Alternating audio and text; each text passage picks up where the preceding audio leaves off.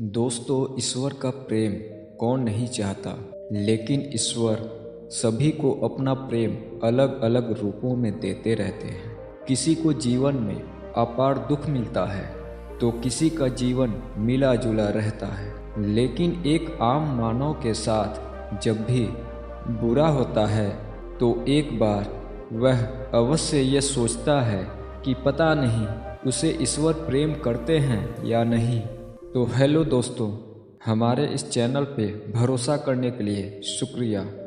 दोस्तों, आज मैं आपको बताऊंगा ऐसे 8 संकेत जिससे आप समझ पाएंगे कि आप ईश्वर से कितने निकट हैं और ईश्वर आपसे कितना प्रेम करते हैं। दोस्तों, अगर ईश्वर आपसे प्रेम करते हैं तो उनका सबसे पहला संकेत यह है कि आप जो भी करोगे उसमें आपको विफलता मिलेगी, आपको सक्सेस नहीं मिलेगी। जी हाँ दोस्तों, आपको सुनकर यह थोड़ा अजीब लगेगा, परंतु यह सच्चाई है कि आप हर चीज़ में अपना 100% दोगे, मेहनत करोगे, लेकिन आपको सफलता नहीं मिलेगी और ये बार बार होगा तब तक जब तक कि आपकी आंखें खुल नहीं जाती। दोस्तों, दूसरा संकेत है आपका अपने ऊपर जो विश्वास है वह खत्म हो जाएगा। जी हाँ दोस्तों, जब ईश्वर आपके साथ होते हैं तो आपको बिल्कुल अकेला फील होता है। आप नहीं समझ पाओगे कि आपको आगे क्या करना चाहिए। आप खुद को एक ऐसे स्थिति में महसूस करोगे जहां आपकी कोई मदद नहीं कर सकता। आप किसी को अपनी परेशानी शेयर नहीं कर सकते। अगर बता भी दोगे किसी को तो उनके लिए यह बहुत छोटी बात होगी या वह इस पर ध्यान ही नहीं देंगे। दोस्तों, ईश्वर का तीसरा संकेत है आपके जीवन में दुख चरम सीमा पर होगा। हाँ दोस्तों, आपको लगेगा मानो कि इससे ज़्यादा और क्या बुरा हो सकता है।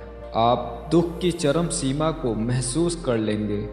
दोस्तों, आपने महान संतों का जीवन देखा होगा। सभी के सभी अपने जीवन में बड़े से बड़े दुखों में घिरे और उनके अंदर वैराग्य आया और इस जीवन और भौतिक सुखों से आगे ईश्वर को जानने की उनके मन में प्यास जगी और अंत में उन्होंने ईश्वर का साक्षात भी प्राप्त कर लिया। दोस्तों, इन दुखों से इंसान तो टूट जाता है, लेकिन इन्हीं दुखों से उसमें ईश्वर से प्रेम भी विकसित होता है।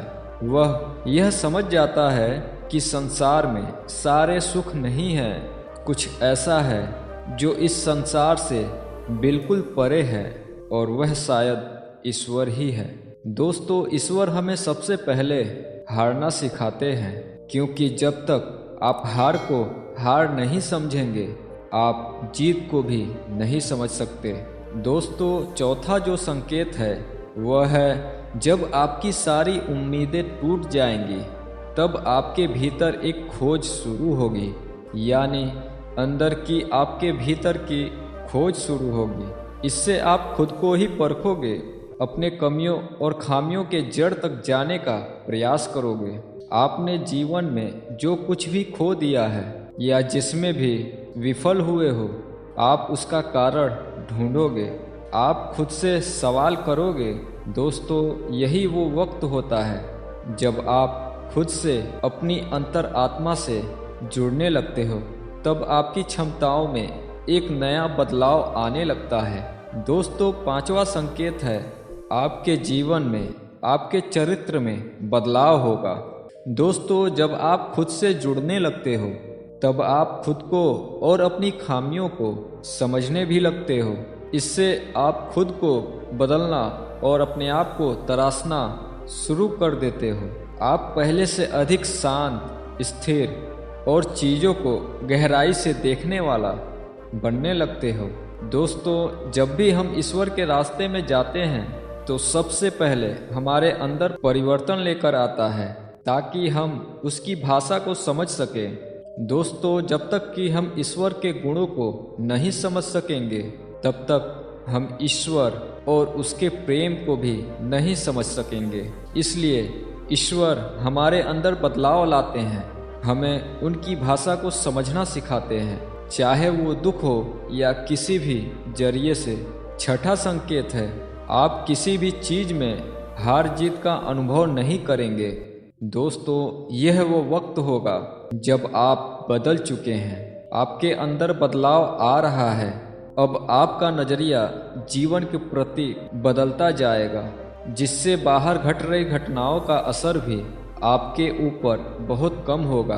बाहर संसार में होने वाली हर घटना को आप एक नाटक के रूप में देखने लगोगे, ना कि एक वास्तविकता के रूप में।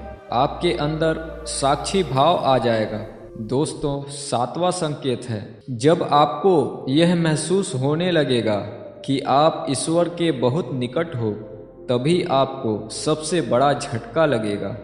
दोस्तों, यह ईश्वर की सबसे कड़ी परीक्षा होती है।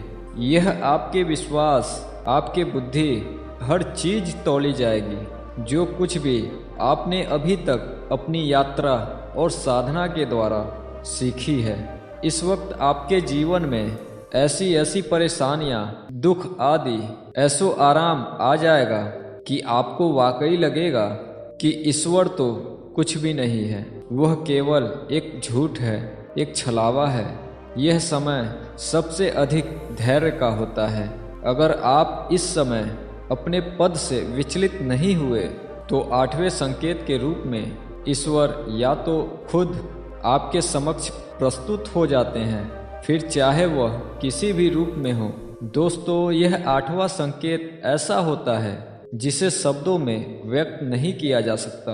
इस स्थिति में पहुंचने पर आपके मन में रेस मात्र भी संशय नहीं रह जाएगा कि ईश्वर आपके साथ नहीं है।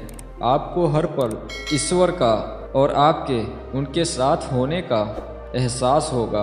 आप इस अनुभूति को पाकर मदमस्त रहेंगे और आपको ऐसी शांति और आनंद की अनुभूति होगी जिसे बातों के द्वारा तो नहीं कहा जा सकता है। दोस्तों, ये बातें आपको कैसी लगी, हमें कमेंट करके बताना ना भूलें। वीडियो को लाइक करें और चैनल को सब्सक्राइब ज़रूर करें। धन्यवाद।